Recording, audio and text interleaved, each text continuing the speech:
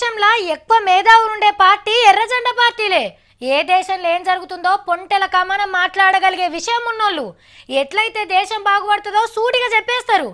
ఎవరు పవర్లున్నా వాళ్ళని ఉత్కారేస్తారు. ఎప్పుడు పేదోళ్ళ గురించే ధర్నాలు రాస్తారోకోలు చేస్తారు. భూములు వంచాలంటారు, బడి ఫీజులు తగ్గించాలంటారు. ఏడ అన్యాయం జరిగితే ఆడుకూరికి ఎర్రజెండా ఎగిరేస్తారు.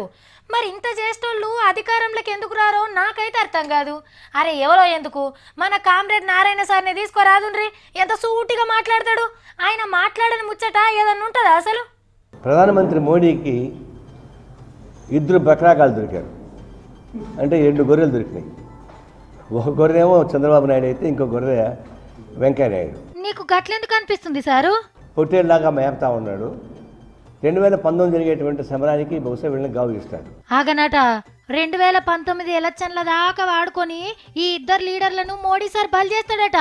ప్రత్యేక హోదాను పక్కదారి పట్టించిండ్రని కాక మీద ఉన్నాడు కామ్రేడ్. రామాయణంలో పిడకల వేటలాగా ఉంది.